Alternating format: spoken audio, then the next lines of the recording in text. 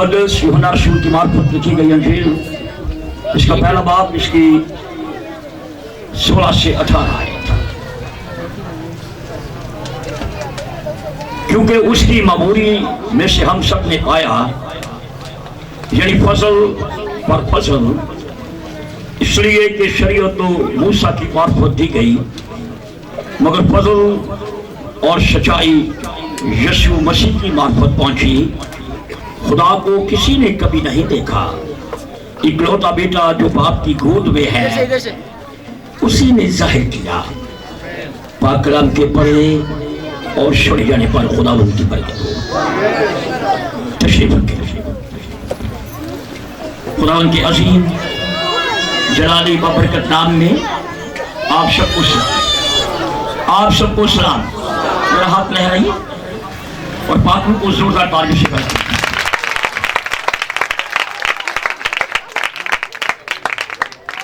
खुदा उनकी शुक्रगुजारी करते हैं कि खुदा ने हमें आज दिन तक जिंदों की जमीन पर सलामत रखा और हम खुदा यीशु मसीह की विलादत को सेलिब्रेट कर रहे हैं।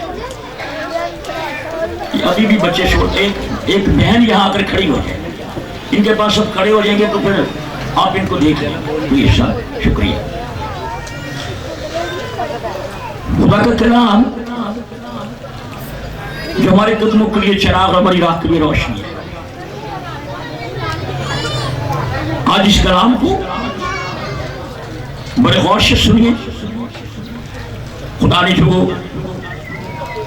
मुकाशफा मुझे दिया है वो आपके साथ मैं शेयर करना चाहता हूं। खुदा यीशु मसीह की पैदाइश कोई अनहोनी बात नहीं है। ये एक खुदा यीशु मसीह की पैदाइश का मंसूबा था। ये एक मंसूबे के तहत, एक प्लानिंग के तहत खुदा ने अपने बेटे को जमीन पर भेजा। और अभी जो मैंने आपके सामने खुदा का कलाम रखा है, यूहन्ना खुदा यीशु मसीह के बारे में बताते हैं कि शरीयत तो मूसा की मार्फत हमें दी गई और फजल और सच्चाई ये खुदा यीशु मसीह के वसीला से हमारे पास पहुंची। जब बुजुर्ग आदम और मां हवा ने अदन में गलती की, उनसे गुनाह शर्त हुआ, क्योंकि मैं ज्यादा से डीप में नहीं जाऊंगा, आप सब जानते हैं। इस टॉपिक को हम आगे लेकर चलना चाहते हैं। और जब उनसे गलती हुई, हुक्म को तोड़ दिया गया, हुक्म से तजावुज की गई, तो फिर खुदा ने आदम, हवा और उस मकार को जिसने ये शरारत की, उन्हें अदन से निकाला। और इंसान गुनाह के जुमरे में फंस गया, गुनाह के अंदर फंस गया। गुनाह की वजह से खुदा के साथ दोस्ती उनकी टूट गई। क्योंकि ये याद रखिए, रूहानी और जिस्मानी की दोस्ती नहीं हो सकती। खुदा रूह है, जब तक तो आदम रूह के अंदर था तो खुदा के साथ उसकी दोस्ती थी और खुदा उसके साथ ठंडे वक्त में गुफ्तगू और बातें किया करता था। और जैसे ही गुनाह से अर्जुन हुआ तो वो जिस्म में आ गए और उन्हें अपने आप को नंगा पाया। और आसमान की बादशाही का हिस्सा जिस्म नहीं हो सकता, क्योंकि वहां रूह की बात है।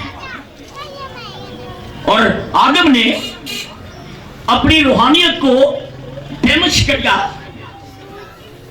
रूहानियत डैमेज हो गई। गुनाह के सबब से रूहानियत को उसने अपनी जिंदगी से खत्म कर दिया और गुनाह उसकी जिंदगी में राज करने लगा। के अंदर इब्लीस धनधनाता फिर रहा था और खुदा ने एक प्रोग्राम बनाया कि मुकद्दस मूसा को चुना जाए ताकि वो बनी इस्राएल कौम को इस मुश्किल में से निकलने का मेरा साथ दे। और मुकद्दस मूसा को जब चुना गया तो जब कोई सीना पर वो खुदा से बात किया करता था, गुफ्तगू किया करता था, तो खुदा ने वहां उसे शरीयत के हुक्म दिए, जिसे आप 10 हुक्म कहते हैं। शरीयत मूसा की मार्फत दी गई ताकि आप गुनाह की पहचान कर लें। हुक्मों के अंदर आपको गुनाह की पहचान दी गई कि तू हाथ की तराशी हुई मूर्त को सजदा न करना, यह गुनाह है। पहचान मिल गई। तू सब्बत के दिन को पाक मानना, पहचान मिल गई। तू चोरी ना करना, शरीयत की मार्फत आपको पहचान मिली। लेकिन शरीयत मुझे और आपको निजात न दे सकती। शरीयत मुझे और आपको निजात के दरवाजे के पास ना ला सके। और शरीयत ने आपको पहचान तो बख्श दी, लेकिन गुनाह से आजादी ना हमें मिल सके। शरीयत ने एक थर्मामीटर का काम किया। जैसे डॉक्टर बुखार थर्मामीटर के साथ चेक करता है, बुखार तो पता लग जाता है, लेकिन थर्मामीटर से शफा नहीं मिलती जब तक आपको डॉक्टर मेडिसिन की डोज न दे। तो इसी तरह शरीयत ने आपको गुनाह का बुखार तो बता दिया, लेकिन उस बुखार से शफा ना मिली, उस बुखार से आपको रिहाई ना मिली। मूसा की शरीयत में बहुत से ऐसे कवानीन थे जो बड़े सख्त थे, और हर साल जो हाथ का बना हुआ खैमा था उसमें सरदार काहिन और दूसरे सरदार कुर्बानियां चढ़ाया करते थे, खून और बकरे और बछड़ों का खून। क्योंकि शरीयत बताती है, जरा सुन लीजिए, गौर से सुनिए खुदा का कलाम। शरीयत ये बताती है कि बगैर खून बहाए माफी नहीं है। अब शरीयत के अंदर बकरे और बछड़ों का खून तो बहाया जाता, लेकिन मुझे और आपको अबदी शफा, अबदी निजात, अबदी जिंदगी बकरे और बछड़ों का खून ना दे सके। शरीयत का काम यहां तक था कि उसने मुझे और आपको गुनाह की पहचान बख्शी।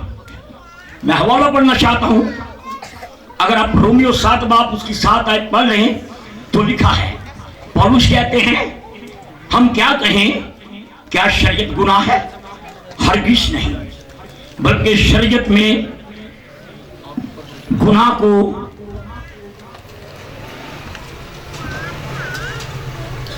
पहचाना, मसलन शरीयत ये कहती है कि तू लालच ना कर, तो लालच को जाना। अब शरीयत गुनाह नहीं है, क्योंकि शरीयत खुदा का कलाम है। पौलुस कहते हैं शरीयत गुनाह नहीं है। अगर शरीयत ना होती तो आपको गुनाह की पहचान न होती। आपको कहा जाता है कि लालच गुनाह है। अगर शरीयत आपको ना बताती तो आपको कैसे पता चलता लालच गुनाह है? शरीयत से आपने ये जाना कि लालच गुनाह है, ज़नाकारी गुनाह है, चोरी गुनाह है, खून गुनाह है। ये शरीयत ने आपको बता दिया। शरीयत गुनाह नहीं है।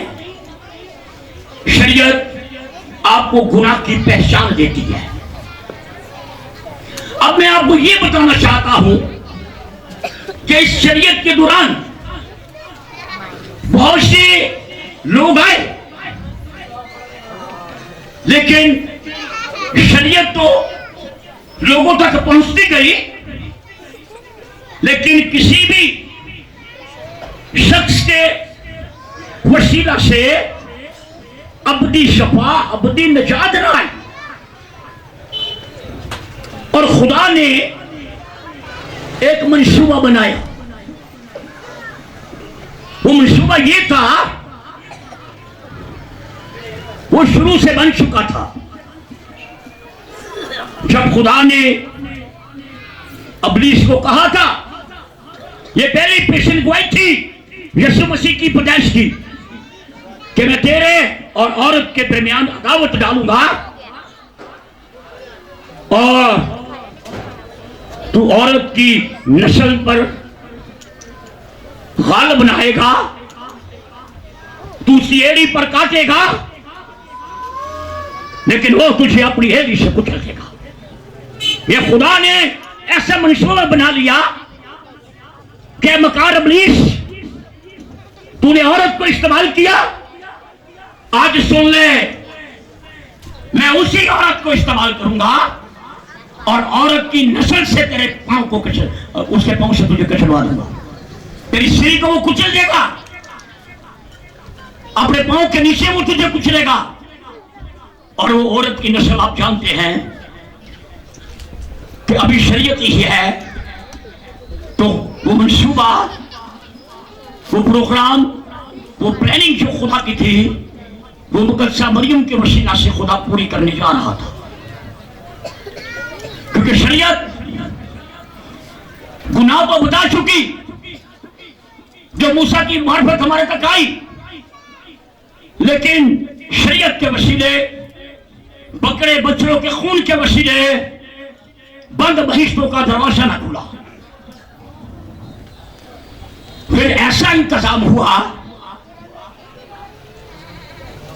खुदा के कलाम में गलीती 4 बाब उसकी 4 आए थे। लेकिन जब वक्त पूरा हो गया तो खुदा ने अपने बेटे को भेजा, जो औरत से पैदा हुआ और शरीयत के मतहत पैदा हुआ। अब शरीयत गुनाह से ना बचा सके, फिर खुदा ने सोचा कि एक ऐसा प्लान बनाया जाए कि जिसके वसीला से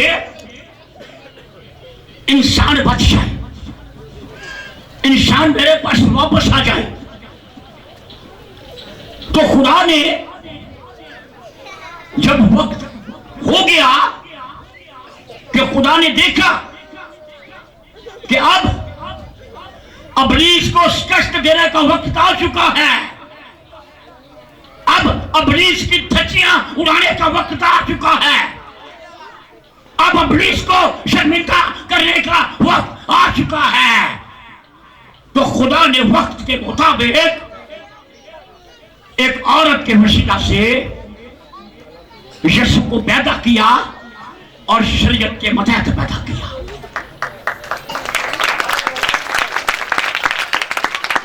अब शरीयत और फजल, शरीयत तो आपको गुनाह की पहचान दे चुकी, अब मुकद्दसा मरियम की मार्फत फजल होने जा रहा है।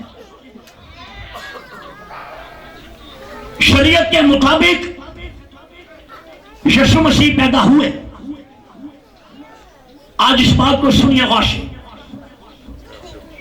जो आज भी हम लोग कुछ कुछ लोग शरीयत पर तकिया करते हैं, लेकिन गौर से सुनिए खुदा का कलाम क्या कहता है। खुदा यीशु मसीह ने कहा, अगर मत्ती रसूल की इंजील में पढ़े तो 5 बाब उसकी 17 में लिखा है, ये ना समझो कि मैं तौरात या नबियों की किताबों को मनसूख करने आया हूं, मनसूख करने नहीं बल्कि पूरा करने आया। अब खुदा यीशु मसीह की पैदाइश शरीयत के दौरान ही हो गई। शरीयत पीक पर थी, शरीयत अरूज पर थी, शरीयत के कवानीन अरूज पर थे, और उसी शरीयत के दरमियान अभी फसल होने जा रहा था। अब शरीयत के दौरान खुदावंद यीशु मसीह की पैदाइश हो रही है, और यीशु मसीह ने यह कह दिया कि मैं शरीयत को मनसूख करने नहीं आया बल्कि मैं इसे पूरा करने आया हूं। और सुनिए गौर से, अभी शरीयत का दौर है। ठीक 8 दिन के बाद यीशु मसीह का नाम रखा गया। नाम तो मुकद्दसा मरियम और यूसुफ को पहले ही दे दिया गया था कि देख तेरे घर बेटा होगा तो उसका नाम यीशु रखना, वही अपने लोगों को उनके गुनाहों से निजात देगा। अब 8 दिन के बाद शरीयत के दौरान यीशु की पैदाइश हुई। शरीयत अरूज पर थी, शरीयत के कानून अरूज पर थे, और उसी दौरान हमने फसल पाया, खुदा का फसल पाया, और फसल बनकर यीशु जमीन पर चरनी में आ जाता है। और 8 दिन के बाद शरीयत के मुताबिक उसका नाम रखा गया, क्योंकि उसने कह दिया कि मैं शरीयत को पूरा करने आया हूं। और 8 दिन के बाद उसका खतना कर दिया गया, क्योंकि अभी शरीयत है। कुछ लोग कहते हैं भाई साहब यीशु ने खतना नहीं सी कराया, असी क्यों ना कराइए। मेरे अजीजों, उदों तो शरीयत अरूजते सी, उस वक्त तो वो शरीयत के मुताबिक पैदा हुआ था, तो उसने कह दिया था मैंने शरीयत को पूरा करना है। और 8 दिन के बाद उसका नाम यीशु रख के उसका खतना किया गया। और शरीयत के मुताबिक जब औरत प्रवेश के बाद शरीयत के मुताबिक नापाक होती थी,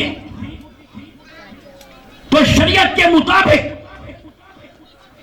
जब मुकद्दसा मरियम के दिन पूरे हुए तो शरीयत के मुताबिक वो यरूशलेम में अपने बेटे को लेकर हैकल के अंदर चली गई,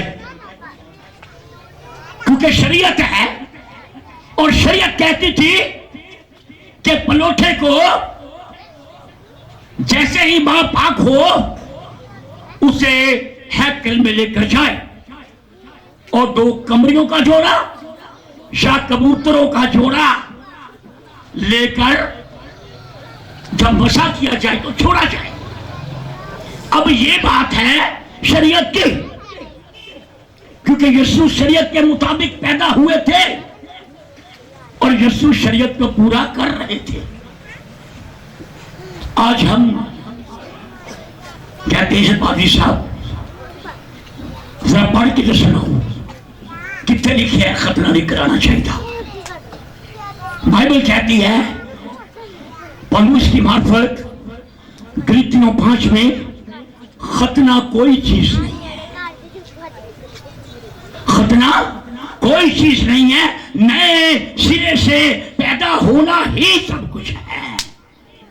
ये खतना तो जिस्म की नमूद है, लेकिन नए सिरे से पैदा रूह को धोकर आसमान की बादशाही जाने में यह आपका तजुर्बा है।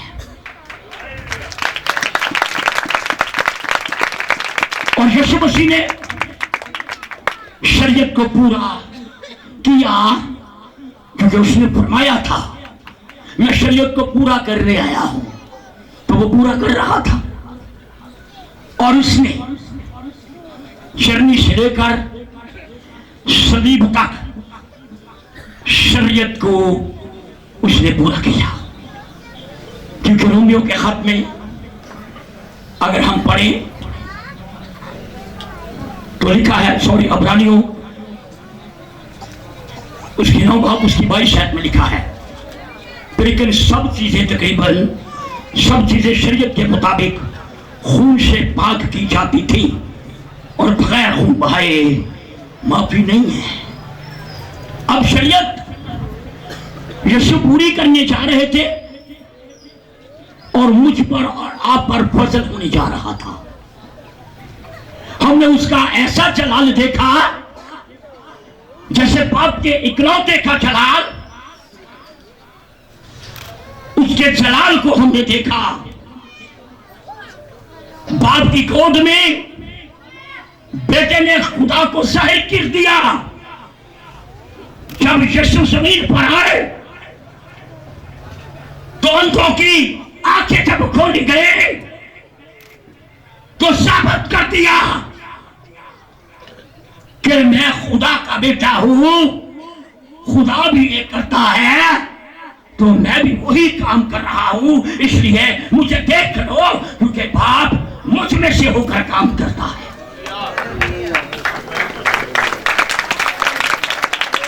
और जब 4 दिन के लाज़र को जिंदा किया गया तो उसके जलाल को देखा गया कि ये बाप का जलाल है। मार्था, अगर तू खुदा पर ईमान लाएगे तो खुदा का जलाल देखेगी। यही जलाल तो मैं बाप का नीचे लेकर आया हूं। बाप की गोद में उसने अपने बाप को जाहिर कर दिया।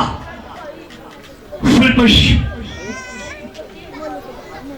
यीशु मसीह को कहता है, ऐ उस्ताद, तू हर वक्त अपने बाप की बातें करता है। मेरे बाप के बहुत से घर में मकान है, राहत और जिंदगी में हो, कोई मेरे बगैर मेरे बाप के पास नहीं जाता। हम बाप तो सुनते रहते हैं, जरा हमें अपना बाप तो दिखा दे। ऐ फिलिप्पुस, अरे इतनी मुद्दत से मेरे साथ काम कर रहा है, तूने मेरे बाप को नहीं देखा? अरे सुन ले, जिसने मुझे देखा उसने मेरे बाप को देखा। बाप मुझ में से होकर काम करता है, मुझे बाप ने भेजा है, मैं बाप के सुलभ से निकला हूं, इसलिए तो मैं उसका जलाल जाहिर करता हूं कि मैं खुदा का बेटा हूं। पतरस, एक बात तो बता दे, मुझे लोग क्या कहते हैं? उस्ताद, तुझे कोई एलिया कहता है, तुझे कोई यूहन्ना कहता है। यीशु ने कहा, पतरस तू क्या कहता है? तो पतरस ने कहा, तू जिंदा खुदा का बेटा मसीह है। ऐ पतरस, जिसम ये बात नहीं कह सकता, जो रूह के अंदर है वो जानते हैं कि मैं जिंदा खुदा का बेटा हूं। और वही बेटा शरीयत के अंदर आया, मुझे और आपको बचाने के लिए, शरीयत को पूरा करने के लिए, मुझ पर और आप पर फजल करने के लिए। मेरे अजीजों, हमारी राष्ट्रबाजी तो गंदी दृश्यों की इमारत है। हम अपनी राष्ट्रबाजी के वसीला से निजात नहीं हमने पाई, ये तो उसका फजल है, ये तो उसका रहम है। ये तो उसका कर्म है कि उसने अपने बेटे को जमीन पर भेज दिया, अपने लगते जिगर को, अपने जिगर के टुकड़े को उसने सब दुनिया में भेज दिया। वो जानता था कि मेरे बेटे को सताया जाएगा, वो जानता था बगैर खून बहाए माफी नहीं है। अब मेरा बेटा ही खून बहाएगा, शरीयत को पूरा करेगा मेरा बेटा। और यीशु मसीह ने शरीयत को पूरा किया और अपना खून चरनी से लेकर कलवरी के पहाड़ तक उसने शरीयत को पूरा किया। अरे तो सब्बत के दिन शफा देता है, अरे तो सब्बत के दिन लोगों पर रहम करता है। अरे तुम नहीं जानते इब्ने आदम तो सब्बत का भी मालिक है। आप जानती हैं जब यीशु मसीह ने कहा था ऐ बाप इन्हें माफ कर, क्योंकि ये नहीं क्या बोले क्या, उन्होंने पता इसलिए है को वो नहीं जानते थे कि ये सचमुच खुदाए सलूस, खुदाए कदूस नीचे उतरा हुआ है। वो नहीं जानते थे, इसलिए तो कहते थे अरे ये किस इख्तियार से गुनाह माफ करता है। इब्ने आदम को गुनाह माफ करने का भी इख्तियार है। वो नहीं जानते थे कि ये खुद खुदा जमीन पर नीचे उतरा है। और मेरे अजीजों, शरीयत ने आपको गुनाह की पहचान बख्शी और शरीयत के अंदर यीशु मसीह की पैदाइश, शरीयत के मुताबिक यीशु मसीह की पैदाइश, इतने सख्त कवानीन के दौरान यीशु मसीह की पैदाइश, ये खुदा की मोहब्बत थी। ये खुदा की मोहब्बत थी कि वो आपको बचाना चाहता था, वो आपको वापस बादशाही में दाखिल करना चाहता था। और यीशु मसीह को उस शरीयत के दौर में बड़ी मुसीबतों का सामना करना पड़ा, बड़ी तकलीफों का सामना करना पड़ा, लेकिन वो आपकी निजात की खातिर पीछे नहीं हटा। वो बढ़ता गया, वो कलवरी के सफर तक बढ़ता गया, वो बढ़ता गया, बढ़ता गया, बढ़ता गया, ताकि मेरे मार खाने से बड़ी इंसान बच जाए। क्योंकि शरीयत कहती थी बगैर खून बहाए माफी नहीं है। तो अब यीशु अपना ही खून बहाकर मुझे और आपको बचाना चाहता था। सरकार कहे तो हर साल पादरी मकान में जाता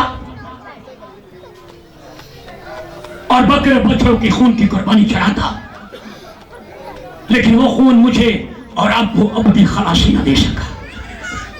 एक आखिरी हवाला पढ़ते हैं, उसके बाद हम दुआ करेंगे।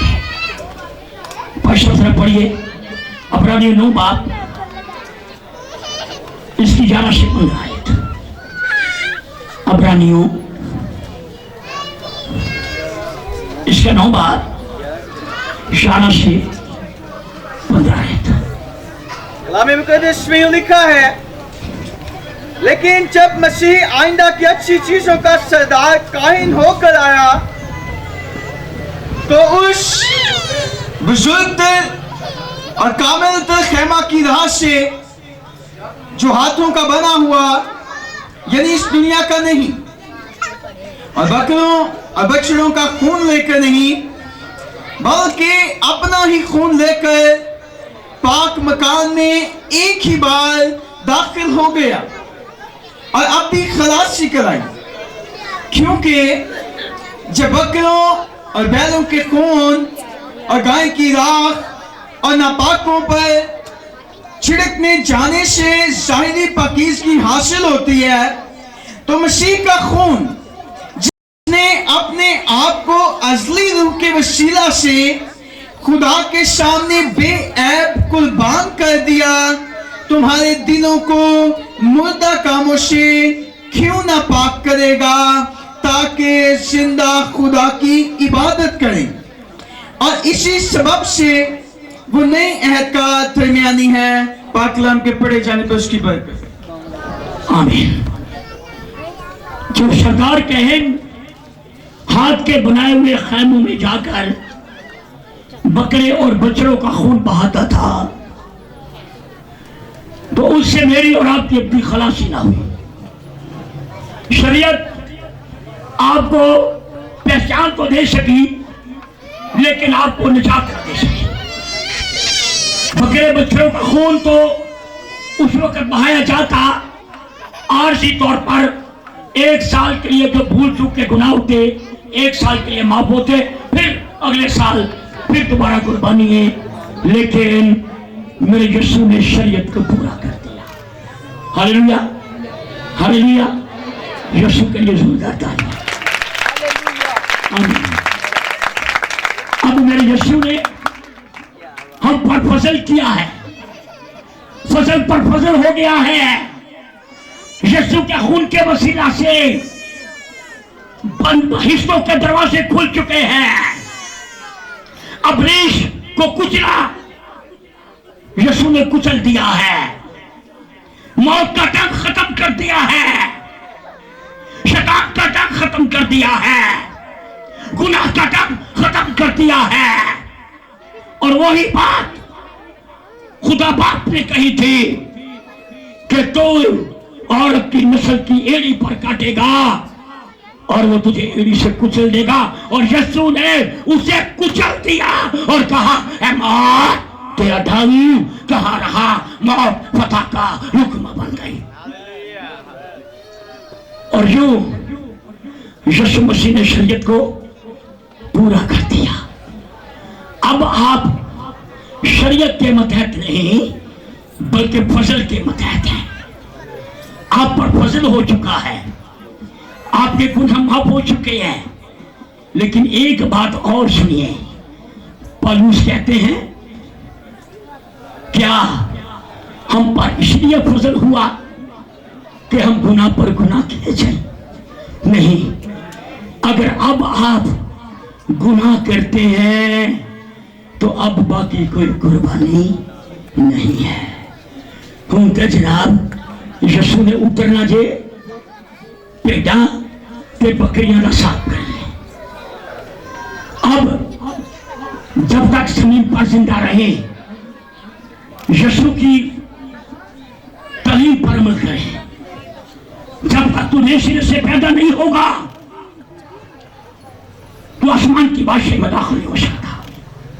ये यीशु ने खुद ये मनादी की थी, तौबा करो क्योंकि आसमान की बादशाही नजदीक है। अब यीशु ने शरीयत के मतहत पैदा होकर फजल ने आपको निजात दी है। शरीयत से ये काम ना हो सका, पहचान बख्श दी लेकिन निजात ना मिली। लेकिन यीशु के रूप में आप पर फजल हुआ, फसल पर फसल हुआ और हमें निजात मिल गई। Hallelujah, hallelujah. किस किसने निजात पाई है? सारे ने पाई थी। पक्की गल है। किन्ने किन्ने तौबा की थी? कर हाथ करो। तौबा किन्ने किन्ने की थी? बपतिस्मा किन्ने किन्ने लिया है? कितने वो तौबा ते नहीं? सुनो, कितने वो तौबा ते नहीं कर ली? पहले मैं सुखा पापी ते पानी में भेज के ते गिला पापी कितने इंजता ते नहीं कि तौबा भी करके गुनाह। तो सुन लीजिए, जो एक बार तौबा कर ले, जिसने एक बार कलाम का मजा चख लिया, जिसने एक बार आसमानी बख्शिश का मजा चख लिया, अगर वो बरगश्ता हो जाए, सुने गौर से, हम कहते हैं खुदा नामुमकिन को मुमकिन बना, नामुमकिन को मुमकिन बना देता है। पर इतने नामुमकिन से अगर आपने तौबा कर ली है, बपतिस्मा ले लिया है, खुदा को कबूल कर लिया है, तो अगर फिर आप बरगश्ता हो गए तो दोबारा तौबा के लिए नया बनाना नामुमकिन, इम्पॉसिबल। एक ही खुदा है, एक ही अमन है, एक ही बपतिस्मा है। इसलिए अगर तौबा की थी ना ते पक्की करो। कच्ची नहीं, एक कच्ची पेंसिल नहीं तो मिट गई। पक्के पेन न लिखो कि मैं तौबा कर ली, ताकि खुदा की कुर्बानी आपकी जिंदगी में जल्दी काम करे। लेकिन अगर आप आज भी गुनाह की हालत में है, आज भी बदी की हालत में है, आज भी क्रिसमस का मौका है, आज भी जनाब साढ़े मुंह से देनी है, एक कदम उधर ते एक कदम उधर, समझ गए हो? दरानी इधर जठानी इधर, इतों तिकर के घरां दे घर एक दूजे नाल जी मैं तो तेरे नाल मरन शू नहीं मुका देता है। यीशु की तालीम नहीं है, यीशु की तालीम है जिस तरह मैंने तुम्हारे कसूर माफ किए तुम भी एक दूसरे के कसूर माफ करो। अगर किसी के कसूर माफ करोगे तो तुम्हारे भी कसूर माफ करूंगा, अगर किसी के कसूर माफ ना किए तो तुम्हारे भी कसूर माफ ना करूंगा। आए पुराना खमीर निकाल दीजिए, ताजा गूंदा हुआ आटा बन जाइए। छड़ दो पुरानियां गल्लां, उन्हें मनु है कह दिता थे, उन्हें मनु है कह दिता, छोड़ दीजिए पुरानी बातें, ताजा गूंदा हुआ आटा बनकर आइए पकीजगी, मोहब्बत और सुलह सलामती के साथ क्रिसमस मनाए और यूं यीशु मसीह के क्रिसमस को आप पूरा करें, क्योंकि यीशु सुलह का खुदा है, यीशु मोहब्बत का खुदा है, यीशु अमन का खुदा है, यीशु सलामती का खुदा है। तो सलामती दे खुदा दी ईद लड़ाई चल रही ना, खुदा पाके ना, खुदा पाके ना, बोलो खुदा पाके, हाथ खड़ा करो। कौन कौन कहता खुदा पाके? खुदा पाके तो सुनो, ईद के लिए मनानी है, पाक खुदा दी तो शावा पे कुपियां खोल के शराबा पी के, शराबा पी के 24 दिन रात में जनाब तंबू लगे होंगे ने तो बाहर भी क्यों 24 रात में गिरजे नहीं जाना, तो सवेरे सुते पे होना है, सारी रात जनाब रौला पाते रहे हो। क्या यीशु ऐसा यीशु है? क्या यीशु नापाक है? नापाकी तो होनी तो थले आया है, तो आज भी नापाकी, आज भी मेरी ईद जो नापाकी में है, लड़ाई झगड़े में है, नशेबाजी में है। और ये छोड़ दीजिए शराब नोशी, मेरे अजीजों, ये नशा ये आपको मतवाला कर देता है और इससे बदचलनी हो जाती है, ये बदचलनी है। कुछ लोग कहते हैं ओ भाई जी यीशु लाड़े ने आप बनाई, ऐवी ना यीशु ने नाल बदनाम करो, यीशु ने आप बनाई। अरे काना गलील में एक बात का कुछ शायद खुदा की मर्जी है कि मैं ये दो बातें करके मैं इसको वाइंड अप करूं। काना गलील में जब यीशु गए तो सुन लीजिए, ऐवी ना क्या करो कि जो ने लाड़े रहते आप बनाई, शाबाश भाई, वो कहना पे गुनाह ना करो जो तुम आप गुनाह करा लिया है, वो गुनाह की खातर खून बहाता पे तो हमें खून बहाई जाता है कि तुम कहता पियो मैं हाथ पात आप बना के पियाई। ऐसी बात नहीं है।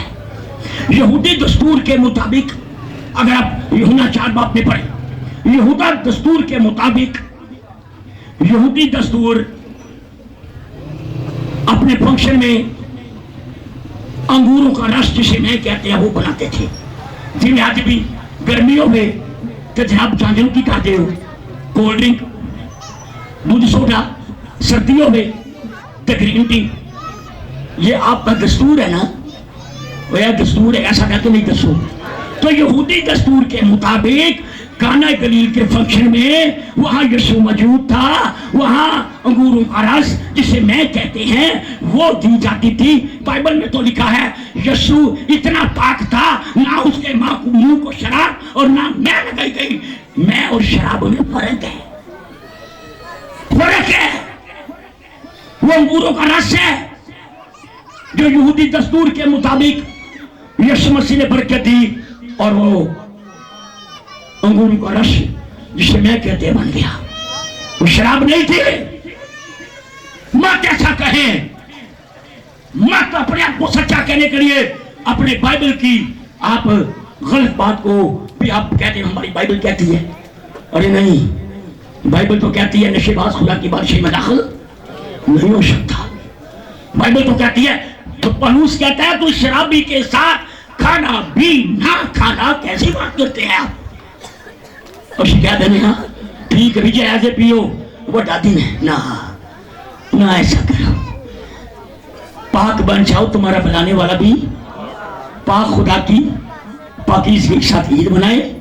और यूं जो फजल मुझ पर हुआ है, इस फजल को अपनी जिंदगी में कायम रखें।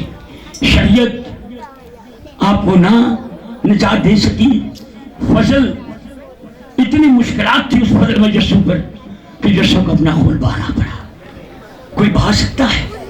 अच्छा चरवाहा मैं हूं जो अपनी भेड़ों के लिए जान देता है। बेटा किंदिया ने जी, मेरे भराओ, मेरे हम खिदमतों पेटा किंदिया ने, मैं भी पागी फ्रांसिस के जना मेरिया पेटा घोड़िया, मेरिया पेटा घोड़िया भाई भेड़ तो यीशु की है भाई, तुसी निके बान हो, उन्होंने रखवाली करो। भेड़ यीशु दी है, मेरी बेटे मेरी आवाज सुनती हैं। अच्छा चरवाहा मैं हूं, वो जान नाते मैं दिती, ना पादरी असद ने, ना पादरी अकरम ने, ना पादरी शैमुल ने, जान यीशु मसीह ने दी है। इसलिए वो अच्छा चरवाहा है, हम उसके निके बान हैं, हम उसके निके तो रखवाली दिखाए तो तुम मालकी बन के बह गए हो। रखवाली करो, भेड़ा की रखवाली करो, तेरी डिग्गी है, जाके उन्हें देखो, उन्हें जाके दुआ करो, रूहानी दुआई दियो, जैसे कमजोर थे कोलो पैसे नहीं, ताकि उनकी डोज पूरी हो जाए। इसलिए मेरे असीसों, अच्छा चरवाहा अपने भेड़ों के लिए जान देता है। अच्छे चरवाहे ने मुझे और आपको फजल के साथ निजात दी और शरीयत पर गालिब आकर मुझे और आपको जन्नत अल फिरदौस के दरवाजे में दाखिल कर दिया। आइए जब तक जिंदा रहे यीशु के लिए जिए, यीशु के लिए जिए और यीशु के लिए मरे। जीना मेरा मसीह और मरना मेरा नफा। यीशु की जियोगे ना तो प्रॉफिट में हमेशा की जिंदगी है, राष्ट्रवादी का ताज है। अब की जिंदगी जो यीशु के खून के वसीला से मुझे और आपको मिली है। छोड़ दीजिए गुनाह, छोड़ दीजिए बदिए। एवं कई जने हैं जग मिठा ते अगे किने डिठा, वो अगे वाकई डिठा जे। बाइबल कहती है वो अदालत हौलनाक और खतरनाक होगी, कोई उस अदालत का सामना नहीं कर सकता। वो आग और दुर्गत की अदालत होगी। आइए तौबा कीजिए, अपने गुनाह को छोड़िए और यीशु मसीह की सलीब के नीचे आइए। अगर आप दोबारा गुनाह करते हैं तो आप यीशु को दोबारा सलीब चढ़ाते हैं।